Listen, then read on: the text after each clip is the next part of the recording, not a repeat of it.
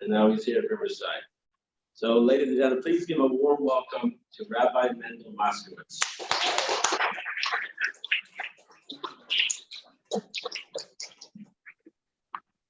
Wow, yeah, I like the energy here. Thank you very much. Thank you, Rabbi, for bringing me down, and thank you all for having me and coming out and showing support for what is going on in Ukraine. And I want to take you on a journey of my story and everything that happened to me throughout the war and in Ukraine. And hopefully each one of you could take meaning and purpose in your own life from what I went through. So this is a picture from Kharkiv, Ukraine. 1 year ago, this is me, my wife Khani, 4 of my little children. You can see many, many kids in Kharkiv. Beautiful, beautiful kids. And my life story began from a very special man. I'm sure you heard a lot about him, the Lubavitcher Rebbe. The Lubavitcher Rebbe was actually born in the Ukraine. It was then the Soviet Union. He was born in a city called Nikolaev. Maybe you saw it in the news as well. It's getting bombed heavily as well. Nikolaev, that's where the Rebbe was born. And when the Rebbe became the Rebbe, a lot of times he would gather his Hasidim and people would come to see him, and he would speak a lot about the Jews in Ukraine and the Jews in the Soviet Union, that they don't have an opportunity to practice tradition. For many, many years throughout the Soviet Union, it was forbidden for people, for Jews to practice their Judaism. You couldn't like Hanukkah, you couldn't do, all these holidays that we love to get together. That was all something you couldn't do. And the Rebbe would cry a lot and see and really worry about the Jews in the former Soviet Union. And in 1990, the Lubavitcher Rebbe decided, after sending many, many shluchim, like the rabbi here and other rabbis all over the world, there's currently about 5,000 rabbis that are all over the world, like the great rabbi you have here. 2 rabbis. 2 rabbis. Give it up to the rabbis. Gotta give it up. 2 rabbis here. And that's the 2 rabbis. Not only 2 rabbis, 2 rabbis. Yeah, we all know the rabbis are the ones running the show behind the scenes. So these 5,000 great rabbis all have great rabbis running the show behind. And the Lubavitcher Rebbe, that's a great question. We could spend a whole evening this year looking. Yeah, maybe the rabbi's also here. The one with the black hat is the rabbi. Black suit and beard. Yeah. So 5,000 rabbis, although we have a very big network all around the world.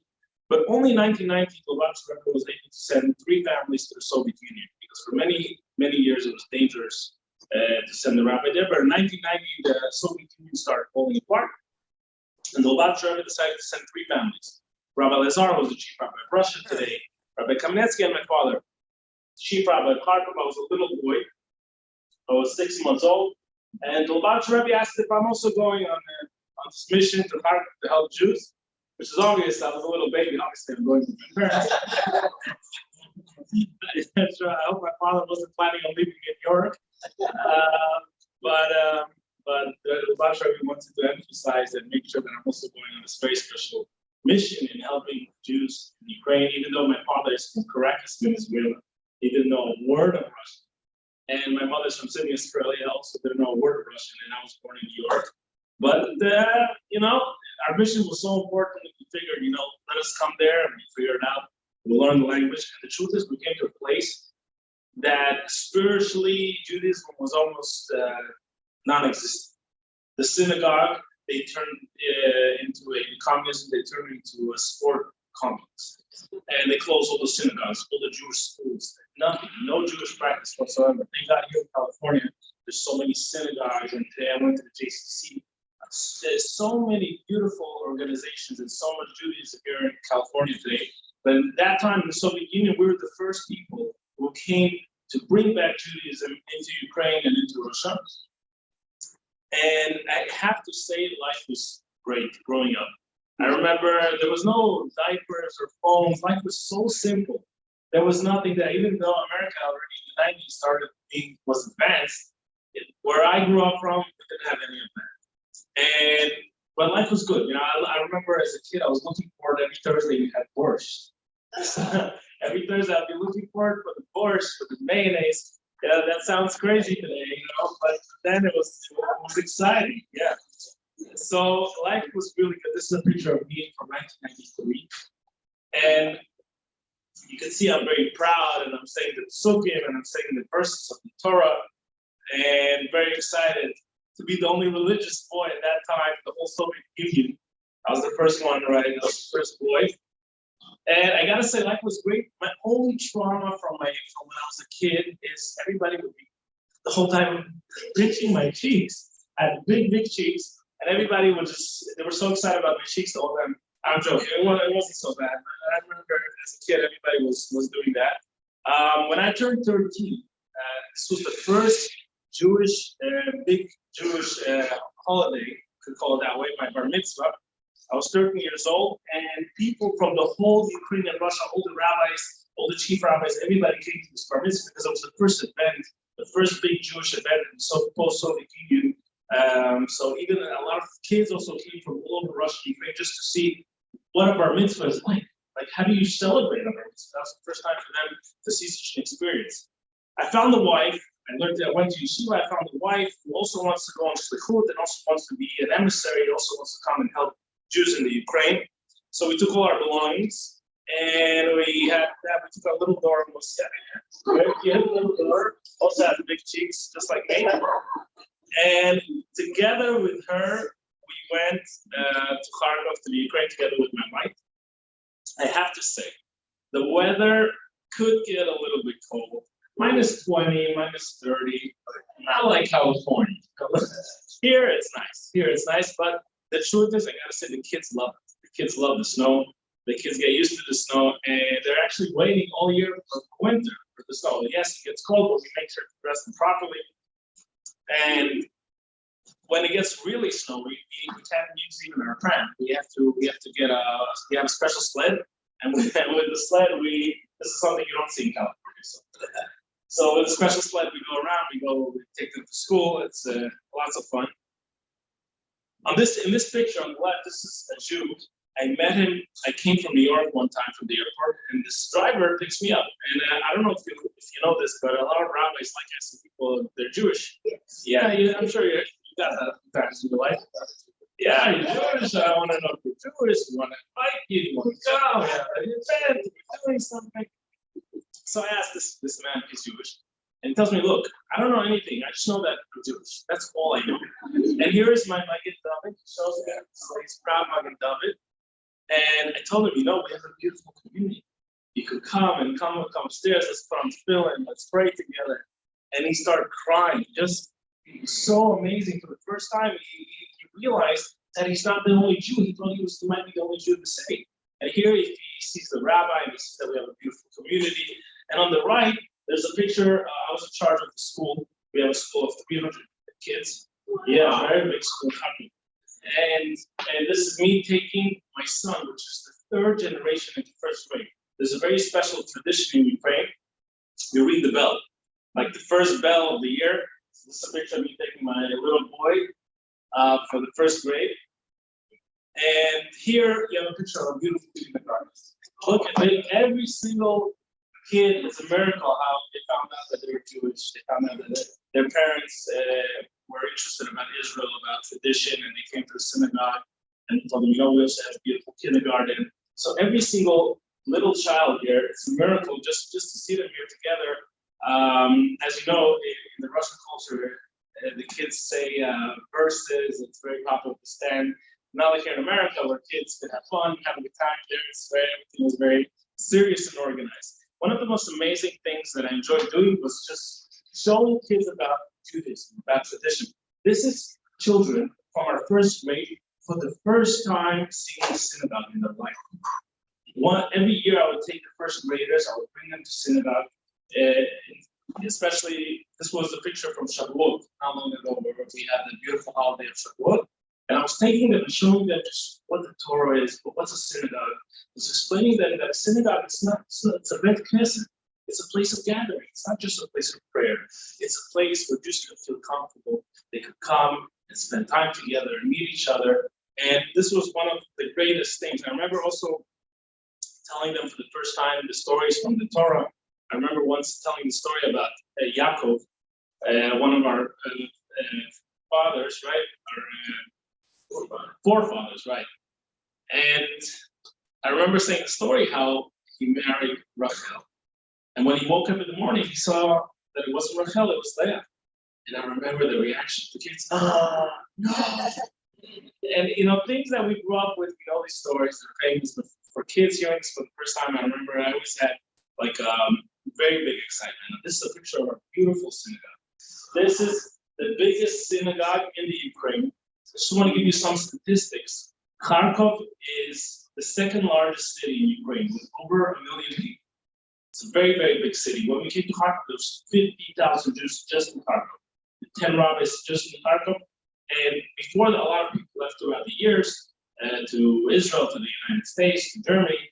But before the war, there were 20,000 Jews, which is also a very large amount of Jews. And they all would come to this beautiful synagogue as you see here. We used to fill it up. And we're very honored to serve in that synagogue. In the whole Ukraine, they say there's estimated between 200 and 300,000 Jews, and over 150 rabbis that were serving in the Ukraine before the war. The Lubavitcher Rebbe was very important for him Jewish education. I'm sure you heard the rabbis was making camps as well. So in Kharkov, we had a very big camp, over 100 girls and 100 boys, as you can see here in these beautiful pictures. We had a special summer camp. And it was important for us to show the kids that Judaism, it's not just a religion where you learn different texts. Judaism is alive. Judaism, you have to experience Judaism, right? That's why we come together. That's why we have our holidays, because we want to experience Judaism. We don't want to learn about Judaism as if it's something from a few thousand years ago. We want to have Judaism alive. So a big part when the kids come to camp and they eat kosher food and they have Shabbat and they experience all these beautiful things, that's when kids really, really feel that they're Jewish and enjoy Judaism.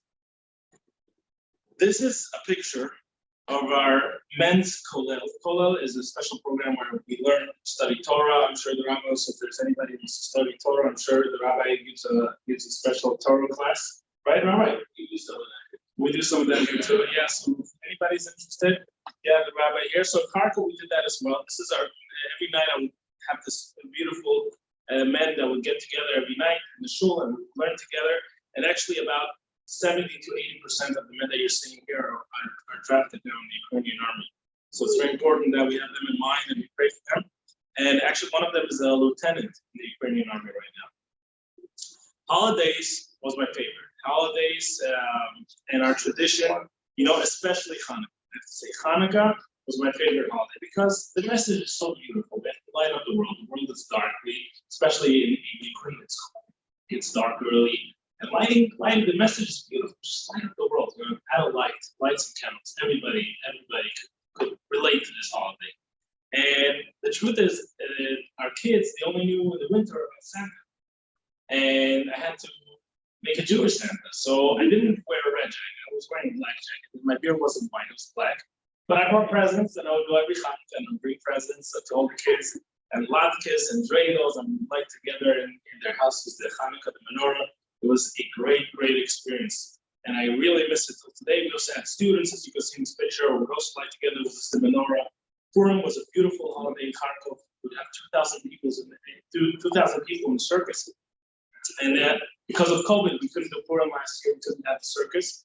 So someone asked me, "Is it okay if can we still have Purim if we don't have the circus?" They're so used to for so many years going to the circus. I said, "Don't worry, we can have Purim even if it's COVID." Obviously not in the same setting, but we still did all our efforts. So about a month before the war started, especially in the news in America, we're getting lots of messages, scary messages that America's warning us that there might be a war. And the truth is, we were worried, but we were so busy with our community, and we had no time for wars. And the truth is, I was speaking to somebody about this. People were in denial. Nobody really thought something was going to happen. Because you have to understand, a lot of people in Ukraine, they have family in Russia. A lot of people living in Ukraine are actually Russian. A lot of people in Ukraine, their parents fought for the Russian army, their grandparents fought. So just the idea that Russia might attack Ukraine was something absurd. We thought maybe, the Russian government is just threatening, and we didn't think something like this would actually happen. But just in case we bought extra food and extra medicine, because we thought that maybe something like this might happen, and because we have a large community, and as rabbis, it's our responsibility to do everything to make sure that they're okay.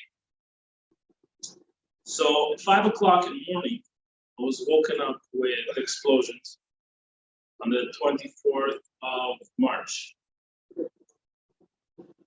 Yes, 24th of March. I was woken up with explosions, and my kids woke up, they started crying, they didn't know what was going on.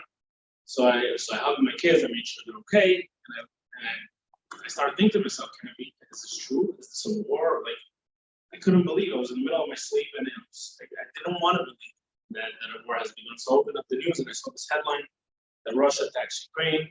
And just for context, Kharkov is the closest city to the border.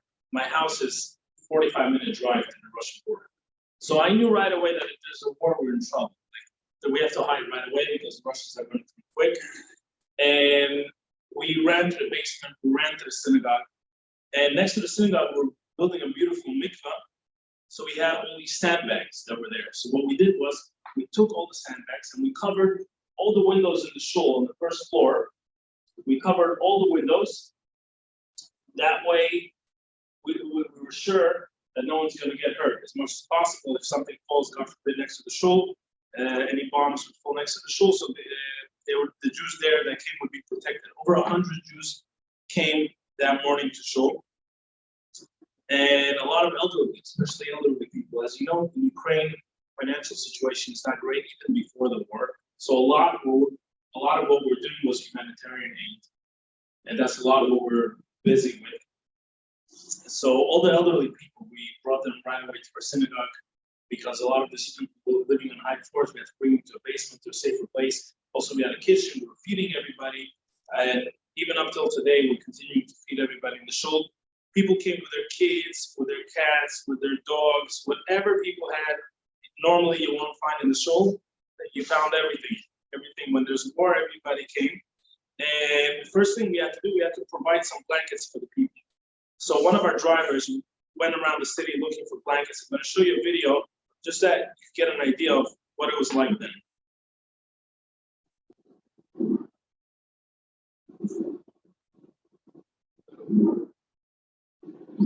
You hear the explosions in the background. Come inside. It's dangerous. So basically,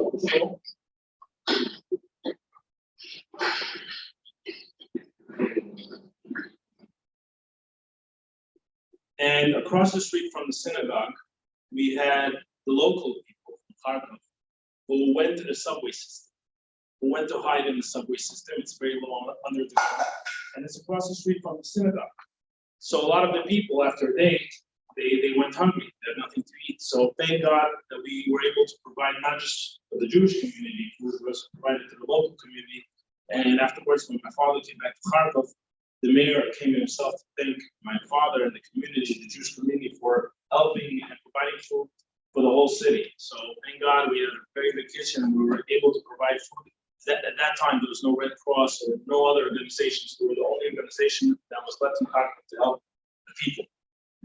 And we had lots of drivers, like you can see here in this picture, that were risking their life throughout the bombings and all these explosions that you were hearing to give out food and medicine to people. We had a very special Shabbat, very emotional. We had to close the lights. That way the airplanes, the Russian airplanes, won't see us.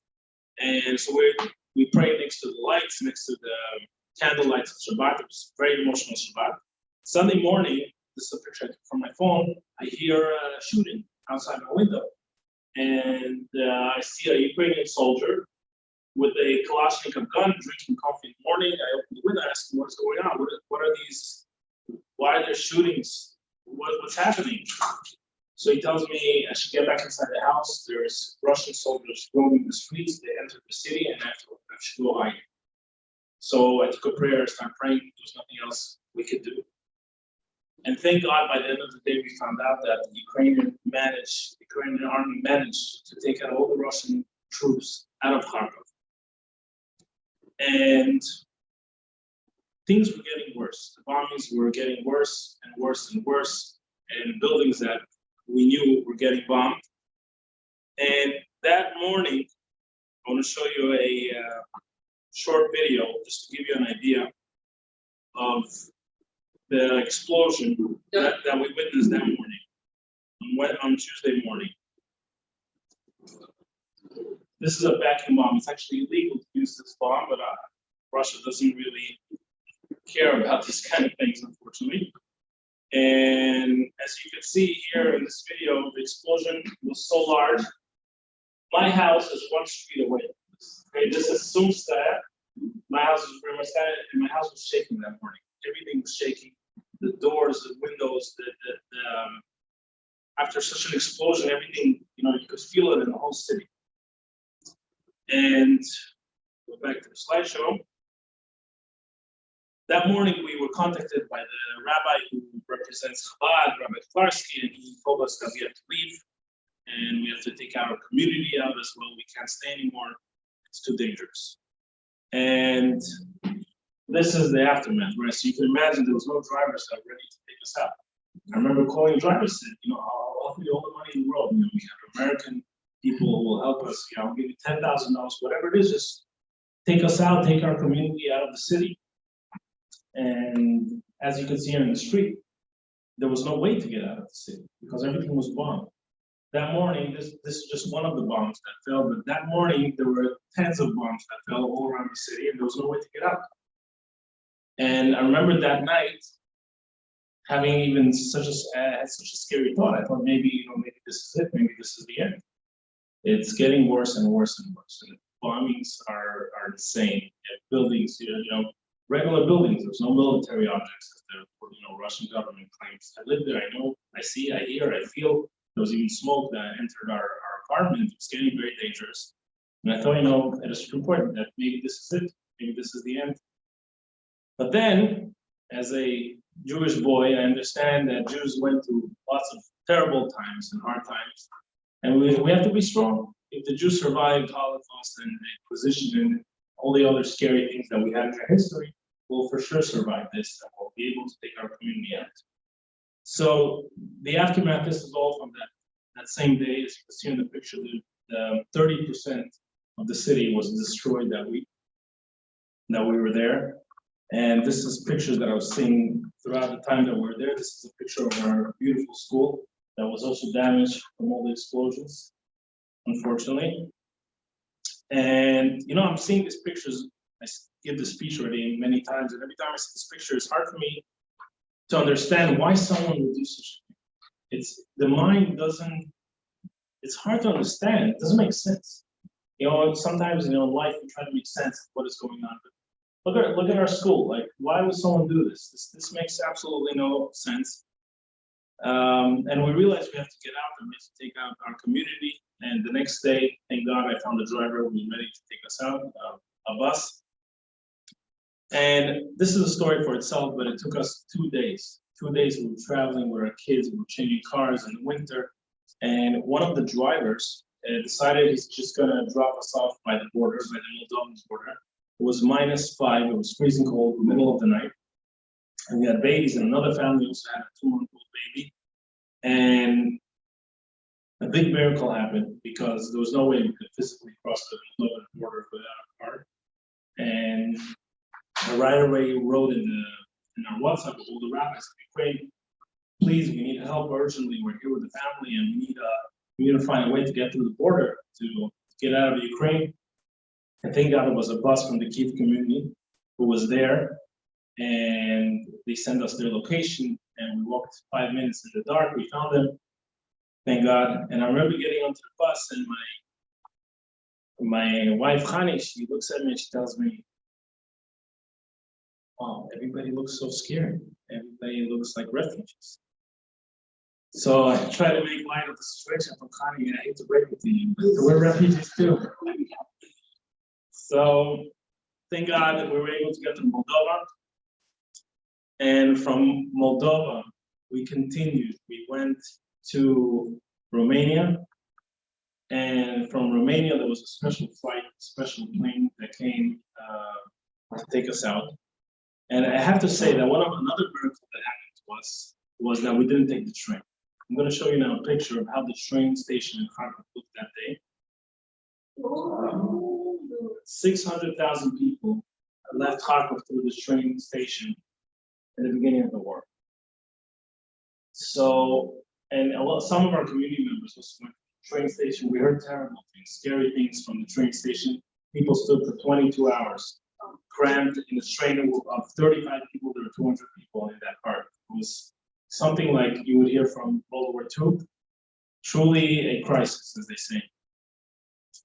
I'm going to show you a video, a 2-minute video, a short video. I want to show you a video of our escape. Is there a way to dim the lights? Yeah, okay, let's do that.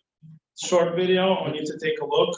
This is a video I took from my phone of our escape from Ukraine.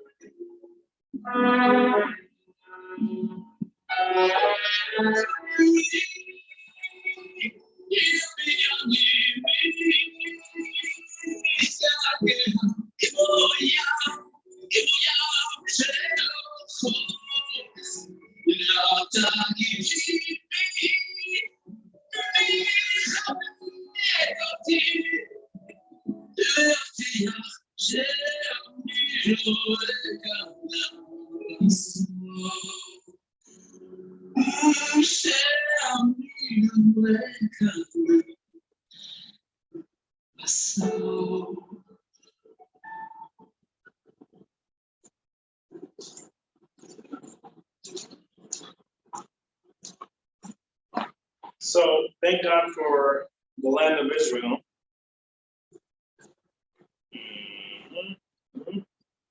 Let me find a slideshow. Been in some technical assistance. I just say, okay, and we're back. Okay. So thank God that we have Israel. We have a place to run to and a place to escape to. Right away, we started thinking about a community and how we can help them get out. And we arrived in Israel.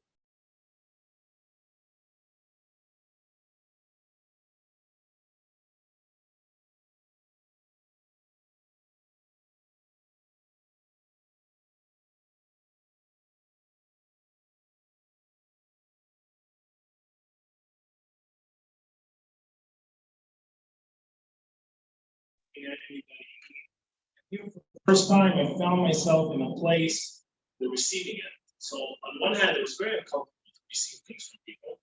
But on the other hand, I was thinking to myself, wow, what a beautiful people we are. And how we care about each other. People in Seattle, in California, in Europe, all over the place, people were writing, all the rabbis were writing to us, praying for us all over the world, and supporting us in any way possible. And it warmed our hearts that so many people care about what is going on in the Ukraine, what is going on to the Jewish people. Of course, one of the things when we arrived, we went to the Kotel. We told God, thank you for keeping us alive and all this, everything we went through, that we survived. At the first Purim in Israel, we made for all our refugees who came to Israel, 280 refugees, we made a big Purim party for them. And we're continuing helping the refugees there. We're continuing helping the refugees that came to Israel to get established, to help them find work, to help them find a community and anything they need there. And while we're at it, we're still continuing to save people from Kharkov. From Kharkov, we took out thousands of people. We have special buses that take out people from Kharkov that cost tens of thousands of dollars. Thank God we're finding sponsors from America and all over the world that are helping and saving lives and taking out people from our community from Kharkov. And the buses come back with supplies. So a lot of supplies in wartime people are running out of supplies. So we have community members and a lot of men who are not allowed to leave Ukraine because they're in the draft, and their wives and kids are also, a lot of them are there staying together with them. So we're sending them food, we're sending them water, as you see in the picture, medicine, whatever they need, they send us a list. We get it in Moldova, and the buses that evacuate the Jewish people from Kharkov, the buses come back with all the supplies that are needed for all the people that choose to stay there or can't leave because they're in the age of draft. As you can see here, many people are in a very bad situation, but we have special buses and we have special doctors and people who are helping to evacuate all these people.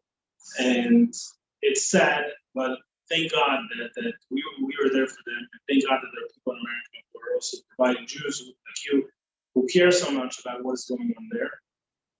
And we even have our own fund, the Jewish Relief Network in Ukraine. We're providing through that help not only to Kharkov, but also to all the other communities in Ukraine and to everything that is going on there.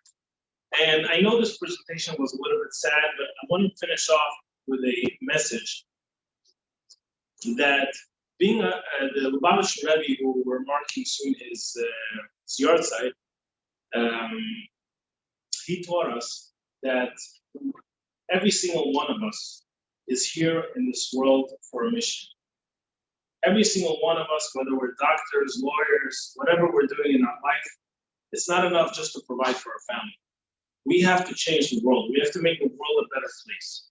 And I want to wish every single one of them that everyone will find a purpose in their own life and see how they could create the change in their own lives, in the lives of their families, the lives of the communities, to make the world a better place. And let's all together pray for peace in the Ukraine and for everybody who's there and for all the Jews in the world.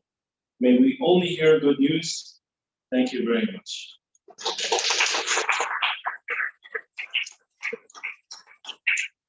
I have to say, anybody who doesn't know how to make the world a better place, you have your rabbi, you can go for a history rabbi. how can I help today? What can I do for my community? I'm sure the rabbi has ideas how you can help with the public commercial break. And also, if there's any questions, I'm here and I'm ready to answer. Yes. So were there people expediting all these visas and passports to get it out of suspension? Nobody had their passport ready to leave. Most people took the documents with them. Yeah, most people were able. We weren't able to take our stuff, but when we ran away that morning, when bombing started, to my parents' house in the basement, we only had our documents. So I came to Israel literally with a handbag and nothing else. And a lot of other people also weren't able to take their belongings.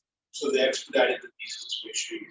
So yeah, so a lot of governments made it free for refugees. This is the biggest Ukrainian, this is in the world. This is the biggest refugee crisis in the world since World War II. Yeah. Yeah, it's a crazy amount. And even for the Jewish people, we haven't seen this such a tragedy, since the Holocaust. In a way, it's not comparable, obviously, what's happening then, but the people are displaced. Most of the Jews, I would say 70% of the Jews are displaced from their homes right now in the Ukraine.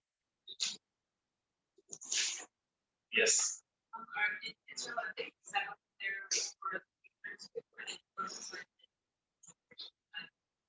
So that's a great question. It depends who. So most people want to go back in general because it's hard for us here in America to understand why would someone want to stay in Ukraine because we have such a beautiful country like Israel, and here there's also opportunity. But a lot of people growing up, they're very simple people, and they don't see themselves in any other place, especially elderly people. It's hard for them to imagine life overseas or even in a different city. Some people are not ready. A lot of what we're doing is we're convincing people and explaining them that it's very dangerous, things could get worse. And we want to provide any possible help for them to leave. But unfortunately, some people make the decision to stay. So a big part of what we're doing now is helping them, making food for them. We do in our kitchen in the shul, we provide over 250 meals a day, 300 loaves of bread every day we're making for people. And it's crazy. It's not a regular situation, but we're doing everything possible from here, from all over the world. We have people there in Kharkov from our community that through them providing and controlling and making sure that people get medicine, food, and whatever they need.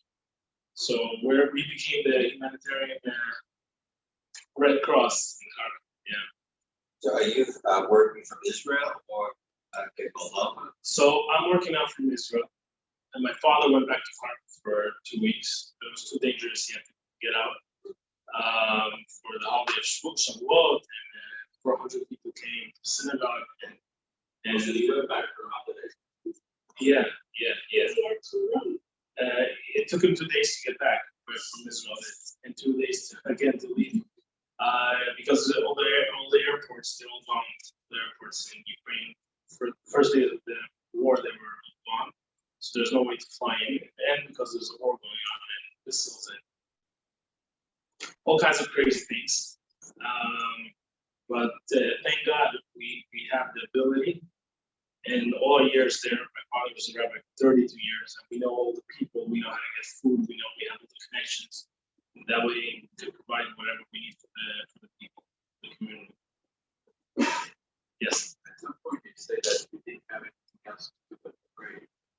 What did you do? I mean, what did you pray? I chose the psalm, and there's actually a very interesting psalm I was reading. There's a psalm, I think 92. Yeshua says it's 92. 91 or 92, and there's a verse there that it's gonna fall, that things are gonna fall on your right and on your left, but nothing's gonna happen to you. And I remember reading that, and I was thinking to myself, there's things falling from the sky on our right and to our left, and you'll be safe, you'll be fine. So, nothing happens for no reason, and I guess the fact that I opened up specifically that to Hillel also was a sign for us that everything's going to be okay. Yeah. I've always had somewhat of the very bad impressions against the Ukrainian people for what they have done to Jews. I don't, it seems like they stopped hating and killing us so much, but they certainly, we Jews were never Ukrainian, part of the nation. They were outsiders. Whatever was bad is what they were. And they certainly knew how to do drugs to just kill us in a very dramatic type of humiliation and horrible goings on. And of course, everyone knows that they, some, well, they helped the Germans do their job. Now, so one part of that, I have fabulous book, I don't know if you're still familiar with it, it's a civilized, I should say, civilized story, like Jewish history, the pogroms, 1918, 1921. My father was there as a young boy at that time. He was born in Vienna, okay. Vienna, he's always thought of himself as Russian because Russia, so he never thought of himself as Ukrainian. And he knew that he was very uncomfortable with nationalism. So he came here and at age 7, 1921, did Ukrainians change over the 100 years or so? They don't hate us with a ferocity that is almost unparalleled.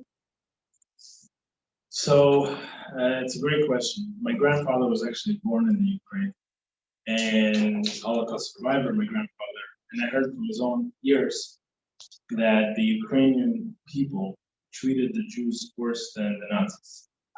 So it's all true what you're saying. The pogroms, the Jews, especially Hasidim, were there in the Ukraine, as you know. Many Hasidim. Hasidus was born. Hasidim, the Baal Shem Tov, the whole movement was born in the Ukraine.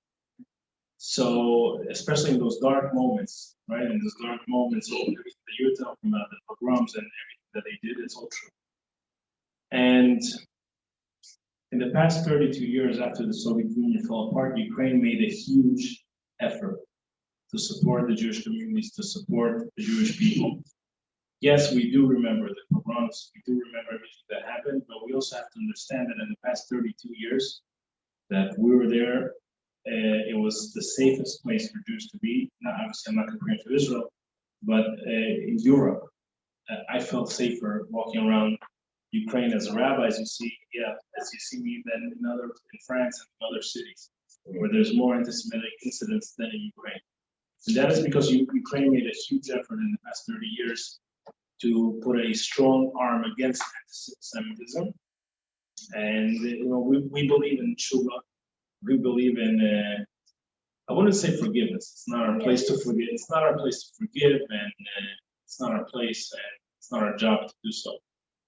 But we do have to show respect to the young people of Ukraine who are new people, who are supporting Jewish people, who are supporting our values, and who were nice to us throughout all these years. So living in that society for you was not threatening with the Gentile. Yes, but for that reason, for all that you're saying, that's why I don't identify as Ukrainian. Even though I'm for the Ukrainian government now for what they're doing and fighting the Russian government that is committing atrocities. But the flag of Ukraine, unfortunately, I can't identify with that because of what they did to the Jewish people. That also goes together with that. So our job as rabbis in the Ukraine or rabbis in Russia, we're also going through a very hard time right now. Because the rabbis in Russia their mouths are closed. They can't say anything against the war. They'll be put in jail for 15, 20 years, or in the best case scenario, thrown out of their country and won't be able to serve their community. So they're also in a very tough spot right I'm also actually shocked with the huge Jewish population.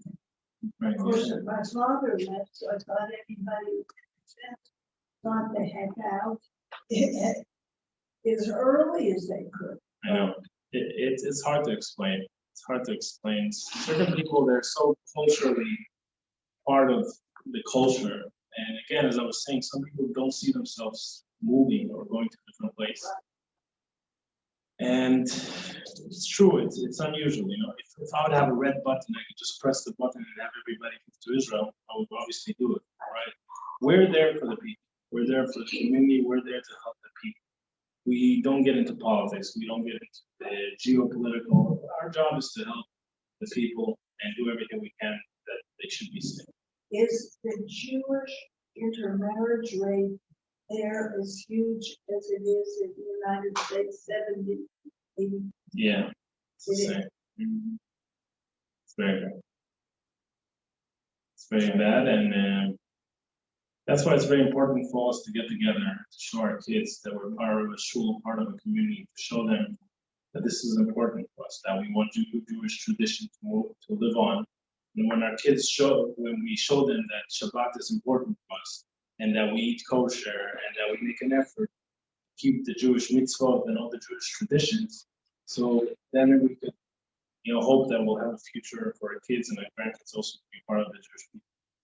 But sometimes when people tell, it feels so hard to for the Ukrainian people, they're not talking Jewish. I think it's a whole Christian Jewish.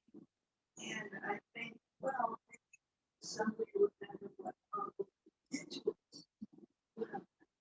Maybe. It's not my place to judge them, you know. Okay. It's not our place to judge. Maybe it's not. We're busy with our community. You know, this is our focus, and we have to help them. We have to help our people there, and they're doing very bad, and we're doing everything to do so, as I showed you. Yes. Reinforcing the previous question, but Azo, I mean, I'm sure you're familiar with Azo. Yes. And so, yes, I get to ask a lot about that. And how to get stuff up on Azo, because they do Ukrainian art. Yeah. So it's interesting. So I have to say, again, I'm trying to stay away as much as possible from politics, but Russia is creating a very large effort to draw Ukraine as an anti-Semitic place. And I have to say that growing up in Ukraine, I've been to Russia. I spent there in yeshiva 2 years. Russia has more anti-Semitism than Ukraine. Yeah. It wasn't like that during the war. It was the other way around, as you were saying. But unfortunately, today, it changed. There's more incidents of anti-Semitism in Russia than in Ukraine. And Russia is trying to picture Ukraine as Nazis. That way they can go and invade and do whatever they want. But that is not true. In the scale, obviously, there were incidents, just like there's incidents everywhere in the world. But the government was doing everything possible to put the people in jail. Anybody who did anything anti-Semitic went right away straight to jail. Very strict in Ukraine.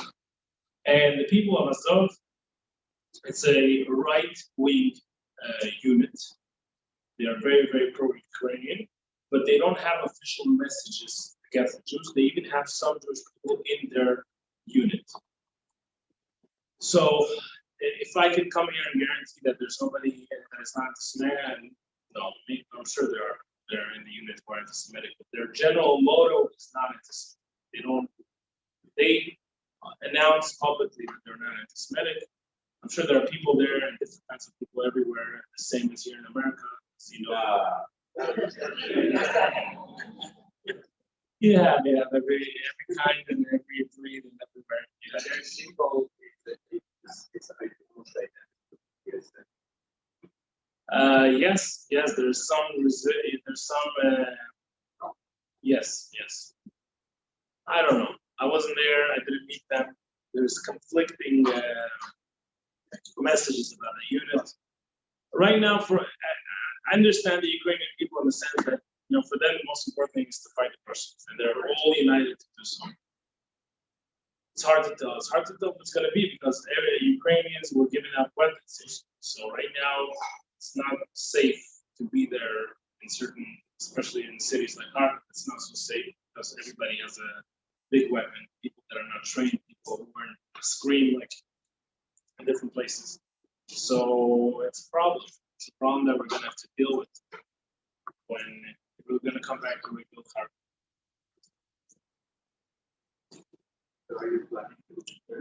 We're planning to look. If there will be work, we will return. If Jews are going to stay, Jews are going to come back, and Kharkiv won't be destroyed like Mariupol. If you watched the news, that city doesn't exist anymore. So if that happens to Kharkiv, there might not be a place to go back to. But we're hoping and praying that the war is going to end as soon as possible. We hope for a miracle and pray for a miracle. We don't know how that's going to happen. We're praying for a miracle. And we're praying that we can come back to a place where we grew up and a place of our community there and help them and rebuild the community. We're going to have a Jewish Marshals Plan to rebuild Kharkiv.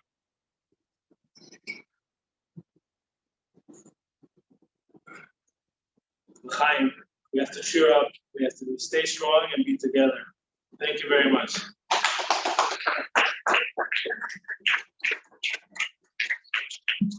This is a hero. All these people heroes. These are the heroes of our people. Let's give a big thank you to Rabbi for inviting me here. Here's a man who's always thinking about his community. Move on. He's in Israel. There's a lot of connections. Life would be fine, right? But the only thing about is going back to Kharkiv. It's like go to Cancun or something, Just chill a little.